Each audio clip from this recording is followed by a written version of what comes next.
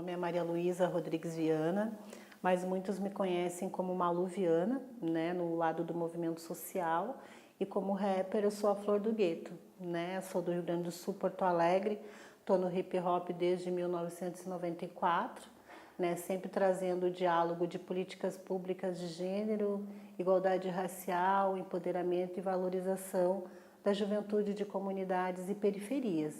Sou produtora cultural, né, rapper, e estou bacharelando em serviço social.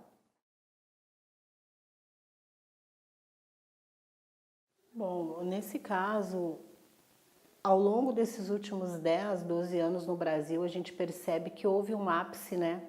A gente percebe que o balanço de políticas públicas para a juventude teve um período de ascensão, onde foi vista, né, no Brasil, a gente tinha a juventude vista como problema, repressão policial, e nesse caso, alguns projetos e ações vieram muito forte com esse viés do jovem como protagonista da sua própria história.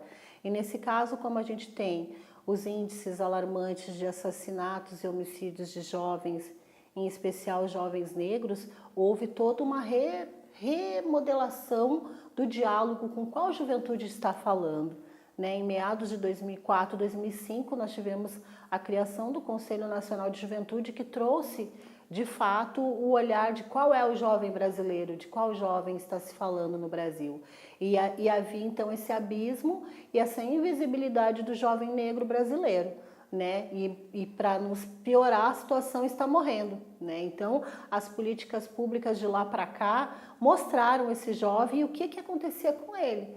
Então, foi todo um processo de construção, de trabalho, de identidade do que é a situação do extermínio e do genocídio da juventude negra brasileira.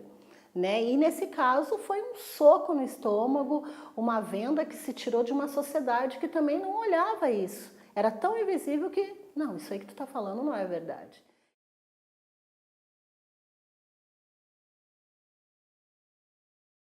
Nesse caso, o que muitas vezes emperrou o diálogo foi o não entendimento do que é políticas públicas de igualdade racial. Como eu falei, assessorias, coordenadorias, secretarias diziam não é prioridade para nós agora. Isso foi uma coisa muito difícil e continua sendo. Independente de quem está sentado na cadeira de uma gestão pública, a gente entende que ela tem uma gama de conhecimento, por isso está ou é secretário ou é coordenador. E quando a gente está com os projetos engatilhados para atingir a população, o que acontece? Não tem verba, não tem condições, isso não é prioridade. 3 coisas complicadas para se trabalhar quando se está falando de periferia, de comunidade, está falando de um determinado território. E esses territórios está a maior população negra, seja Porto Alegre, Rio Grande do Sul, Rio de Janeiro, São Paulo. Quem está na periferia, quem está na comunidade é negro.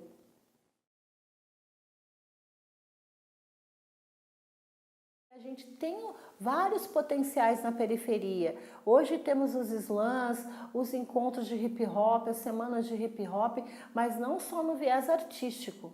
É essa que é a grande diferença. As estratégias para o movimento sociopolítico-cultural, as pautas sociais dos movimentos, elas são prioridade.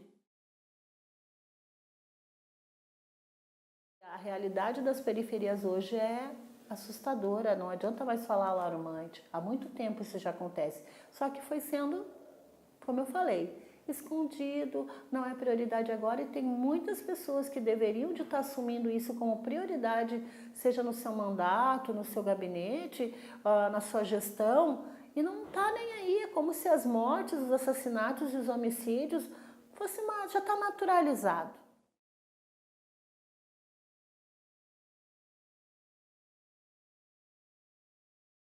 Está precisando, nesse caso, um diálogo de novo como era lá atrás. Eu sei, mas isso aí não vai dar agora. Vai precisar, porque não se tem referências, parece que tudo nasceu do nada, Nada nasce no nada. O rap no Brasil tem referências.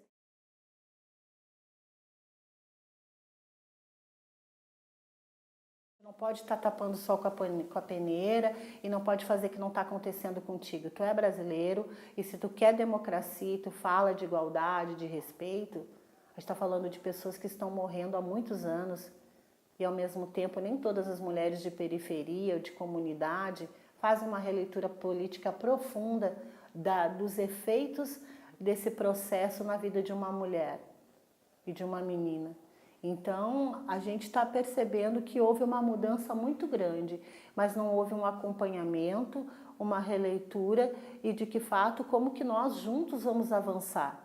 Mulheres negras, brancas, a situação dos indígenas então nem se fala, né? Os povos tradicionais de matriz africana, tá havendo toda essa conjuntura nacional e internacional, a panela de pressão está pulando em cima do fogão. E quem é que vai ali desligar o fogão ou deixar essa panela parar de pular? Quem?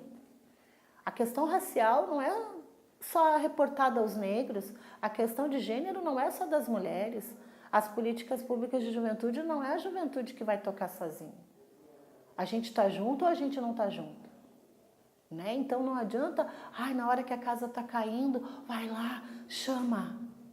É todos os dias, é 365 dias ao ano que se fala de racismo, preconceito e discriminação. Não é só quando está na moda, quando está no ápice, a gente vive todos os dias. E os nossos jovens estão crescendo em meio à guerra da polícia, com o tráfico, a luta das mulheres brancas, as mulheres negras, indígenas, a juventude. E os movimentos sociais sempre falaram isso, só que muitas vezes é estancado, é colocado uma mordaça na boca dos movimentos, justamente porque estão falando, é pra cá, é pra cá. Não, mas agora não dá para ir para lá.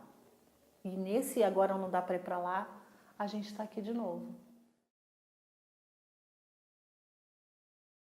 Ser ouvido, muitas vezes, é o ouro, né? Não só dizer o que vocês têm que fazer, mas também nos escutar, né? E Porto Alegre foi o cenário, dia 23 de janeiro, mostrando exatamente que a convergência ela é ultra, super e mega necessária para que nós possamos avançar.